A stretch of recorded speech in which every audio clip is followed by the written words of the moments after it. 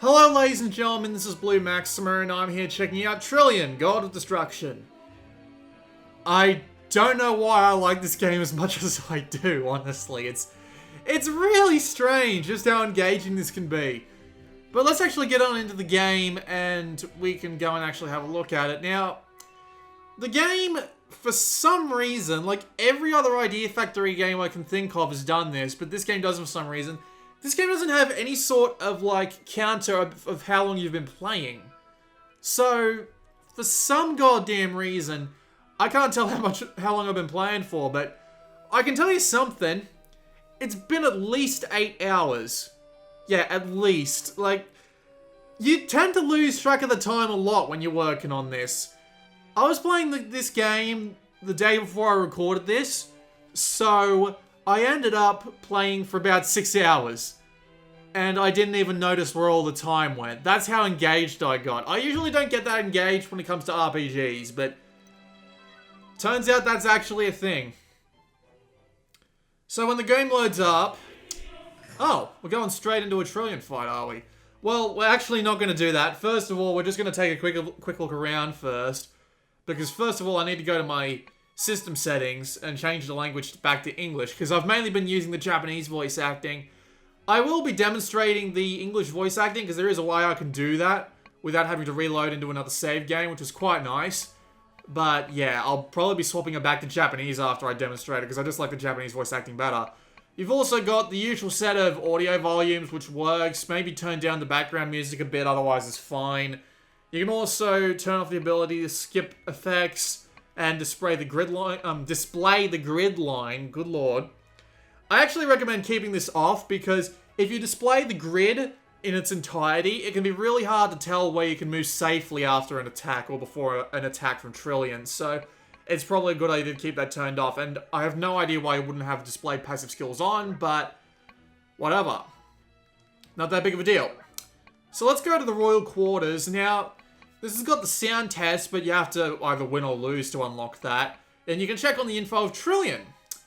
So you can see how many characters he's beaten. I'm on to my second of 9 overlords. And you can also see how all his stuff is. I actually picked Purpell to seal his tail off, which is a interesting way of doing things. I'll talk about that later though. We also have an Encyclopedia, which is kind of neat, because not only can you see all the kinds of monsters there are, which, funnily enough, there aren't actually that many in the game. Like, you can very easily see everything here. Like, Trillion, spoiler alert, has 3 forms. So once I see, like, all 3 of his forms, that's it, pretty much. You can also check the gift guide, but we'll talk about that later on. So let's go into the album. This has got the movies, obviously, including the opening movie, but we won't be playing that. Instead, we'll be going to the event CG. So the event CG is where you go to, obviously, play previous story events and stuff like that. You can't play everything. Like, there are lots of mini-events that come up through the game that can't be replayed through this, unfortunately. But you can play some. So what I'm going to do is I'm literally just going to stand up and walk away for 5 minutes after I get this playing on automatic. I just need to remember which buttons the automatic go through. My apologies for keeping you all waiting. Where's the triangle button? Is it the triangle button? Nope. Is it circle? That's stop. Is it select? Is it start? There we go. Enjoy.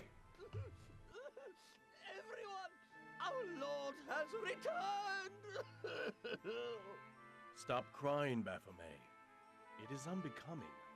I offer my thanks to the overlords for coming here. You're late. I'm so glad you're safe, Great Overlord. Welcome back, Zabo-chin. Whoa! Long time no see! Uncle Great Overlordy! Oh my. You've taken a change for the wild, haven't you? As you can see, I came back in this pathetic form. But I need your help in defeating the God of Destruction. Your form still looks good to me, Great Overlord. The brilliance of your soul, its beauty, even the rough sewn patches and color of your skin is a grandeur within my eyes. You've got to be kidding. He's just a loser who came back with his tail between his legs. And now he's a zombie to boot! Lady Ruche, as our master is the great overlord, ridicule of him is equivalent to ridicule of yourself as one of the overlords. To that point, even with the great overlord, there are times he may have made an inadvertent mistake. That is what makes him super cute. Are you stupid or something? That's no excuse for losing an army of over 10,000! Well, Zabochin is safe, so all is good.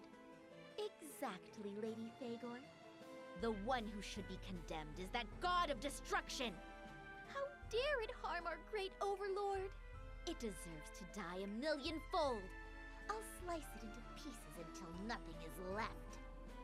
Okay, we can leave it all to Leviton then.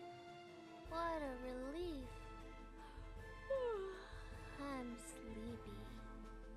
Yeah, I just got back to the castle a while ago, so I'm beat. Come on, let's just call it a day. Hey, wait up! We didn't discuss anything yet.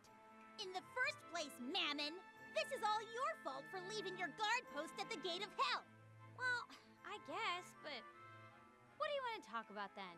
All we gotta do is sandbag that thing, right? Oh, yeah, but that aside, take a look at these. I found a hoard of coins and gems from a cave I journeyed to. Lady Mammon, please mind your manners. The enemy that you take so lightly defeated our great overlord, even with all his power. Yeah, I got it. Jeez, what a chore. Wonderful. I can't believe there's a being stronger than my cute little Diabolos.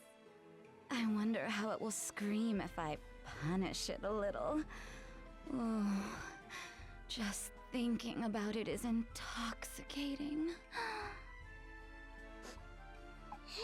Uncle Great Overlord, I'm sorry Propel wasn't home when you needed me. I'll give you all my snacks, so please, don't be mad. Ooh, looky here, a piece of candy. No! Give it back, Mammy! Oh, come on! Don't be such a Scrooge.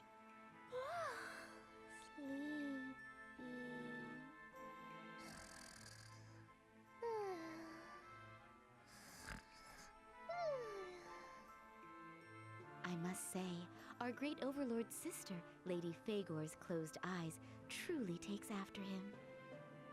You know, after some serious thought, Livia, I've come to realize you're really stupid, aren't you? Let's see. Maybe I'll gouge its eyes out first. Oh, wonderful. Oh, I can't wait.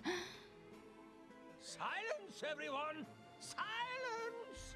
This is the very reason why you all couldn't make it in time to assist our great overlord in his hour of need. Great Overlord, it looks like you've got first-class talent here. There's nothing to worry about. I assure you that they're all quite formidable.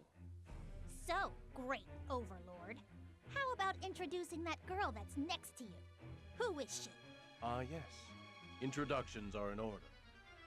A girl next to the great overlord? You only noticed now? You really need to get your eyes checked, Levia.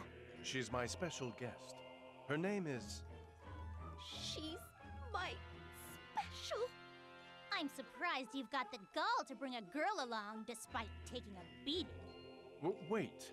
I'm sensing there's a misunderstanding. Huh? What? Zabochin's wife? Wife? You mean that freaky thing that sucks money from its prey through marriage? Yay! Wifey! I'll give you Propel's candy. Yeah, that was a bit of a random out of nowhere joke, but nevertheless, that's about 5 minutes worth of voice acting. There's a ton of voice acting in this game. Like, look how long this scene is. I'll give the game credit for actively, like, having a lot to listen to and all that. And the game's size is actually huge for how little it has in it. It just has a lot of voice acting, a lot of dialogue. And there's a ton of, minor events as well for every individual character for when you pick an overlord. So for every individual overlord, there's a bunch of unique events you can get. Like, I can show you Purpell's one, which is, well, this is one of hers. This is one of the major ones.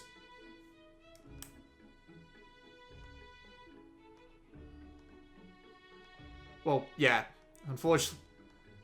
Strangely enough, there's no voice acting here. I swear there was voice acting here. Oh yeah, there was, because it's like, what is it? What is it? It's like pretty much every other dub where they seem to miss some of the voice acting. But yeah, that's kind of why I like playing the Japanese dub better, because it seems to have more voice acting overall. It's definitely more interesting. So I'm going to put it back on the Japanese voice acting. One little notable thing though, there is a dog called Cerebus, which shows up in some cutscenes from time to time. And this is embarrassing to admit, I must say, but I thought changing the language would change his voice acting. And I'm like, oh yeah, this will work. So I changed it over to Japanese and the dog sounds exactly the same. I don't know what the hell I was thinking. The dog just makes random noises. It doesn't speak a language. Why would they redub it? I don't know. Anyway, so we're going to go through all the menus and stuff because, of course, that's what we do. Because we're about to get into a fight with Mokujin, who's the training dummy that helps us with Trillion before we actually get back to the actual management part of the game. So we'll go have a look around first. First thing we'll do is go to the Blacksmith. And what the Blacksmith can do is they can release seals on your current weapon and make it stronger. So I've got 2 seals here at the moment. I've got the Super Fang seal, which does more attack damage. And I've got the Pierce seal, which changes how much attack I do. Can I swap these out? Yes, I can. That's a good thing. So you can swap these out for whatever you want.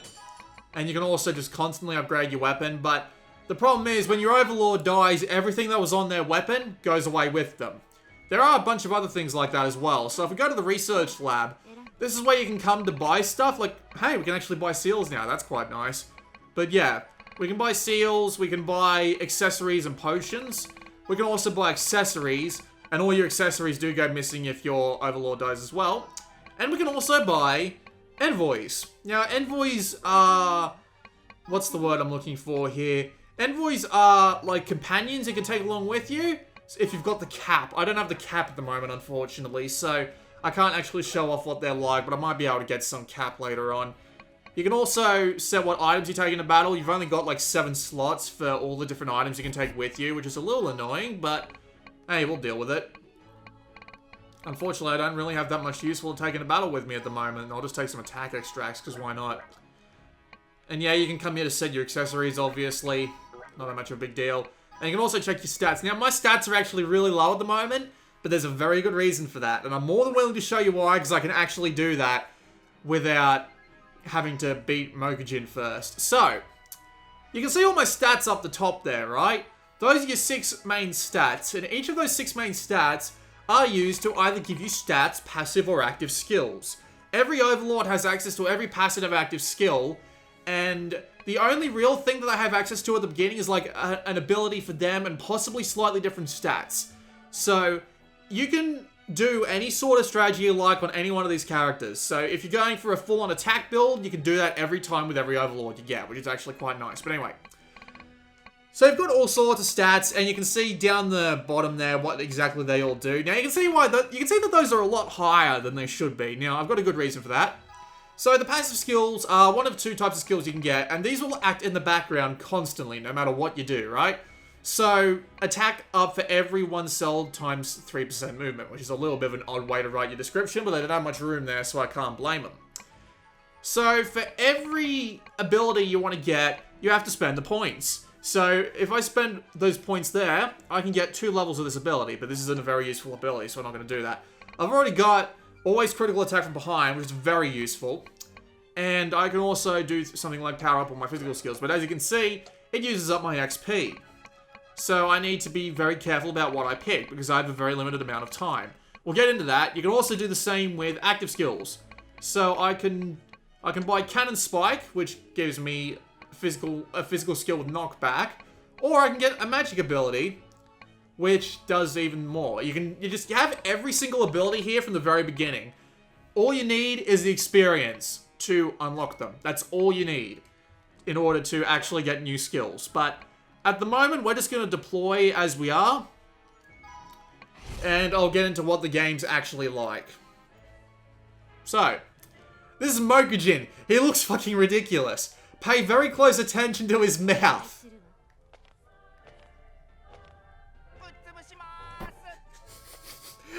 What a ridiculous voice for a gigantic wooden training dummy. That is so silly. But anyway, I think it's time to explain what this game's battle system is like. So this is the majority of the air. Well, not exactly the majority, but this is where your major battles will be taking place. This is the Gate of Hell, and this is where you'll be fighting Trillion along with Mokujin. So everybody moves at the same time. So if there's an enemy next to you, they'll move at the same time as you. So every time you move, every time you attack, every time you do an ability, all the enemies around you get to move. The exception to this is when you have more speed. So if you are faster than the enemy, you'll be able to move more times than them. You can also, every time you attack an enemy, you'll get a one more. So it basically means you'll get one extra turn to do anything that you want, like heal up or get out of the way or stuff like that. Ow. You'll have turns to heal up or get out of the way. You know, that's just the way it works, right? Probably shouldn't have done that. Probably could have afforded to attack him first, but anyway. You can see all the red and yellow squares that popped up on the field. The idea is that this shows what Trillion or Mokujin is about to attack at the time. So as you can see, he's currently about to absolutely destroy everything around here. So I just got to try and stay out of the way as much as possible. This is the main strategy of the game. Trying to exploit all the abilities you have. So for example, my main ability at the moment, if I hit triangle and go to my skills. Oh no, I don't think I can do that. Is it my status that has my... Yep, here we go. So one of my major skills at the moment is that I start out with really decreased stats, and I get 2% bonus to them every turn. I always critical attack from behind. I don't know why I went this build, because it's kind of shit, but nevertheless. So it's actually a good idea for me to drag this out for as long as possible. Unfortunately, Trillion or Mokujin, depending on who you're fighting, actually moves towards the line, and if he gets across the line, you automatically lose, which is a bit of a problem. The idea is that you will actually be fighting Trillion with a very large level of danger, because Trillion, if your Overlord dies on Trillion, they're dead. They're gone for good. They lose, you have to start from the very... Well, not so much from the very beginning, but you have to start fresh. There are ways around this. So, during every Trillion fight, not this one, because this is just a practice bout with a gigantic wooden dummy. So, every time you can retreat if you have affection points. You can see down the bottom left there, I have 15,000 affection points right now. This doubles as both your HP and your MP, which you can see my actual amounts of down in the bottom left corner there as well. So, if I use a spell, or if I, like, take a hit, I'll take it to those points first. If I run out of those points, I won't have them to guard me anymore, and I won't be able to retreat, which is a bit of a pain in the ass.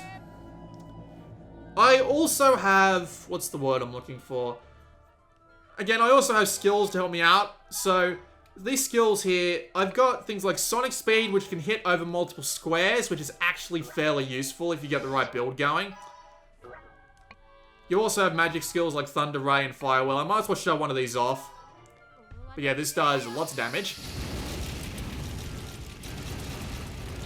Also looks pretty cool. This game's got a really nice graphical style.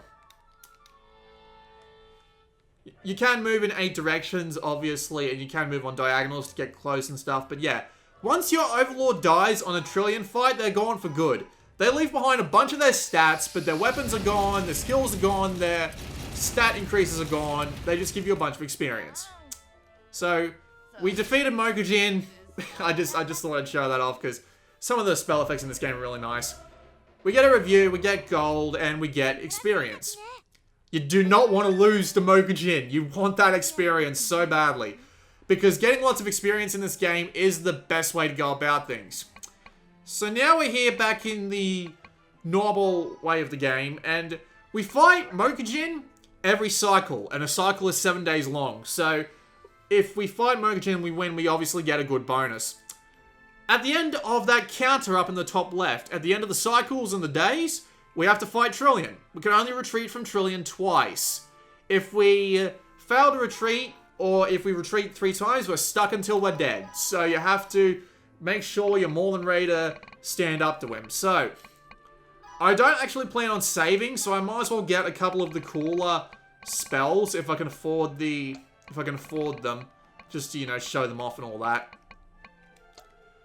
And you can also get all sorts of interesting boosts. So let's just spend the rest on stats, shall we? And now some speed.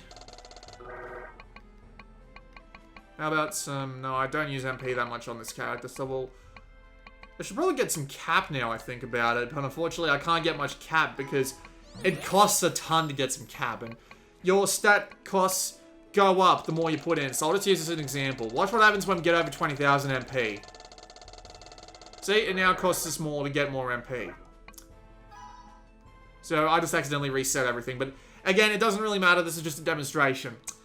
So we can give items to our little overlord. What a weird way to put it. So if we give her this item, she accepts it, but she doesn't exactly like it that much. Most of these items have different effects depending on who you give it to. So see, she gets 5% of her relationship there. That's 3%. You also get affection points for this, and the items that they really like will actually unlock mini events, which will do even more. So you want to go and find as many of these items that you can give her as you can. You've also got potions like fatigue relievers and injury fixes and stuff like that. But anyway, now it's time to explain what the rest of this stuff does. So we have 4 medals at the moment, so we can't go into the Valley of Swords, but we'll get to that. So we have to train. Training involves picking one of these 6 activities, and they each increase a very specific type of stat. So if you want to go for a specific stat in order to get like a specific ability or spell or something like that, you can do that. So if we select one, we got a grade. That's a good thing. So depending on how well you do, the more points you get. So I got a bunch of extra XP as well because a bunch of the event. But yeah, it's one of those short clips. Sometimes this happens. You'll get mini events and they'll let you have a pick of an option, and it's kind of random. It's actually kind of random. So let's say I buy this.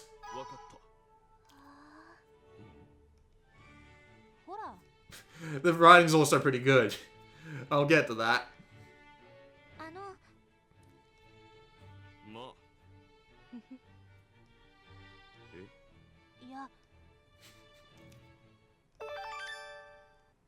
Snake juice. I wonder if that's snake oil. That's a bit silly. But anyway. So, I wonder what that item actually is. Where is it? Snake juice. Recovers full MP. It's actually not that bad, honestly. But yeah. So, when you go training, you can get experience up depending on how many people are there and how lucky you are. The lower your fatigue is, the more likely you are to do better. So, if you have 0 fatigue, you're very likely to get excellence. So, you'll get tons of experience. So, in order to relieve fatigue, you need to rest. So, you can either sleep to get a lot of fatigue off. Like, you'll take off half that bar. You can increase your funds, or you can interact with your overlord.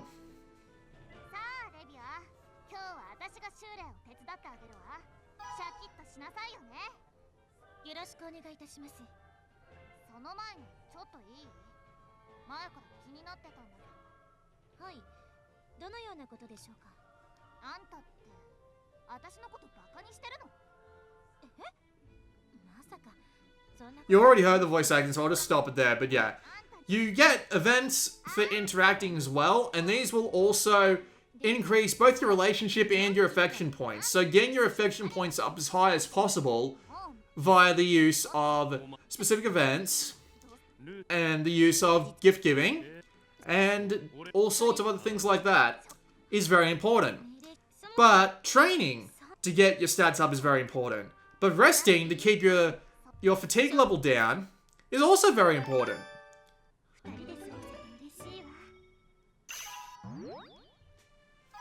Yeah, resting to get your fatigue down is also very important because you need affection, you need low fatigue, and you need lots of experience. So this game is basically just...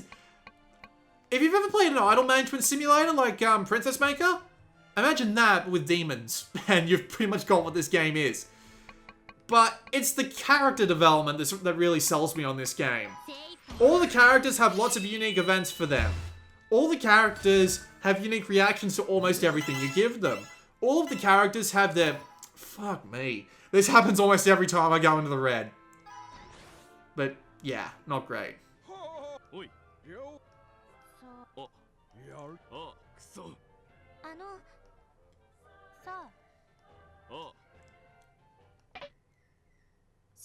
Right, so I got her. That's not good. But anyway, I'm not going to be able to go to the Valley of Swords unless I go and use a bandage. So I'm going to go use a bandage. And I'm also going to use a vitamin, because why not? So yeah, as you can see, I've used items to clear it out. But again, you've got a limited supply of those. And there are things that can happen in training that actually give you more XP. So like you can get a double up, which will give you double experience for a certain amount of days. You can get fever time, which makes everything always go to excellent, and just stuff like that. So it is very important to balance everything very carefully. And then, as I said before, it's the character development that really sells this game for me. All the characters are unique. All the characters have unique events and all sorts of silly stuff to do with them. So, you end up really getting attached to them, which really sucks when they fucking die. God damn, like, you start out thinking it's going to be another Idea Factory game, you're not going to want to care about them at all, but then the writing's really good, and there's lots of things that happen that really attach you to the Overlord, and then they die, and then you get really upset. And as I showed you before, when I went to the Royal Quarters and checked out Trillion, when they die, they actually give you a hell of a benefit. Like, there's a bunch of different things you can think of for the final strike. Like, you can seal apart, you can give yourself 3 weeks extra training, which, as it turns out, is actually very powerful. You can give yourself all sorts of stuff. Hell, they can even come back as a ghost and help you out in the next Trillion fight. It's a really interesting way of going about things. And with access to every passive and active skill and your stat increases just from the very beginning, you have a lot of ways to go about playing Trillion. There is a hard time limit though. Trillion has a bunch of things he can eat through, and once he eats through too much of the stuff by repeated fails in the game, you'll basically run out of time, and it'll be game over. The upside to this being that you actually get to carry your stuff into New Game Plus, so you will eventually get powerful enough to beat him eventually if you keep trying. Just thought it was worth noting. Now this is the Valley of Swords. Every 5 times you do training better than good, so basically anything other than poor, you will get to enter the Valley of Swords, because you'll have enough tokens to get into the Valley of Swords. The Valley of Swords only gives you 120 turns to explore it, but there is a ton of stuff here. Unfortunately, the game doesn't really have that much variety when it comes to this, mainly because, what's the word I'm looking for? Mainly because it doesn't have that many monster types, but admittedly, it does keep things relatively simple, and the levels are procedurally generated every time. How the hell did that not hurt him that much? Alright, let's try something else. No, not the meteor shower. Let's try...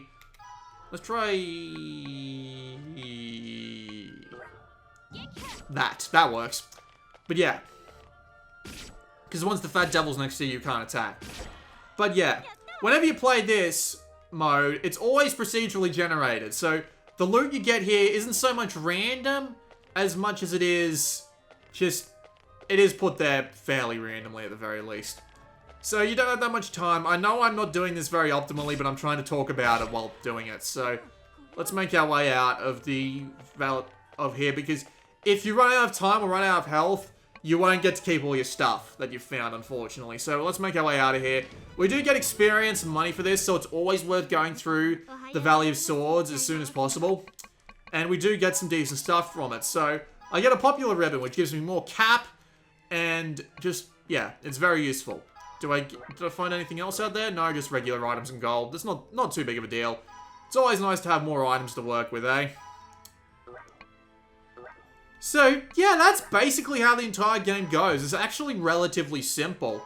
I mean, sure, there is a lot of strategy depending on where you tend to put all your points and stuff, for example. But at the same time, there is a lot of strategy behind what you plan on doing in the game. And again, even if you do pick a bad strategy, you can always just New Game Plus it. Or even better, considering you can save after every single thing that you do, you can save scum to hell and back. So you're more than welcome to do that if you like.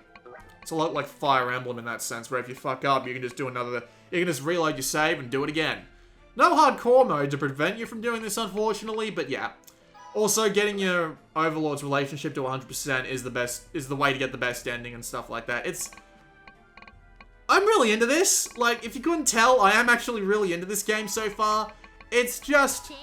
It really interests me how much this just impresses me, because... Oh yeah, I almost forgot. At the end of every day, no matter what you do... Ooh, fever time! All training results in excellent! Booyah!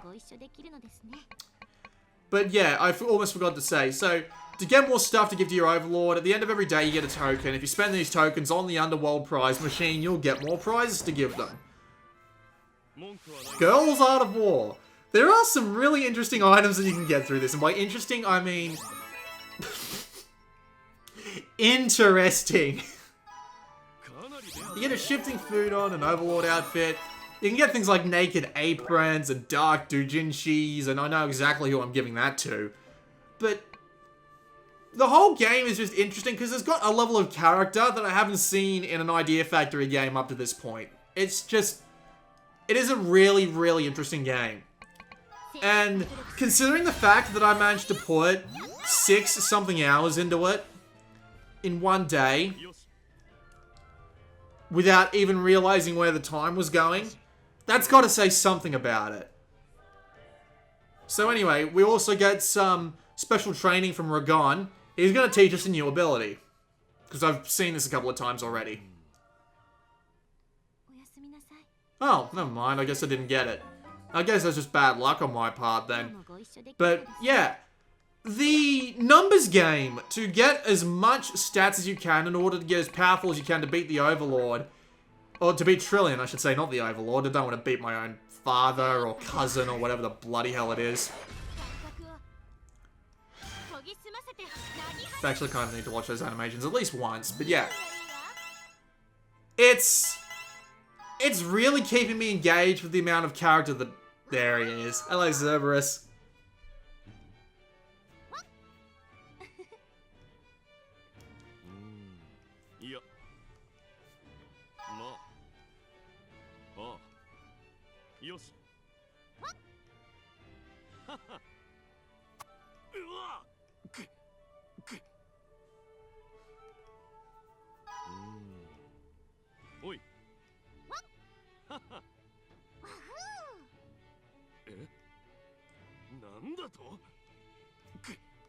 I might as well keep going. Why not? I'm not saving.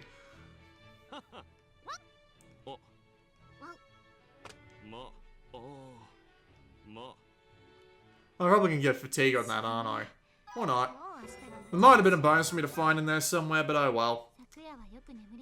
But yeah, with the amount of character that this game has in it, and the fact that you can learn a lot about all the Overlords that you're training up, and that there's a lot of fun numbers games that you can play in order to, like, set up your strategy and giving everything a go. It's really quite interesting. See, I just learned an ability there, so I actually get something new to use. And these abilities are taken out of the main set of abilities. バフォメット。何かではございませんわい。お休みの時間はとっくに。 And the story keeps going along as well. There is actually, well, there's not so much twists and turns to the story as much as it is, well, then again, there could be more twists and turns to the story later on in the later Overlords, but yeah, I really like it. I really like Trillion God Destruction. Despite the fact that the gameplay is really simple, the numbers game and the character behind all the characters, that's a weird way of putting it, the character behind all the characters is what keeps me going. And I really do... Oh god, mates. But... yeah, the whole package comes together to something more than the sum of its parts.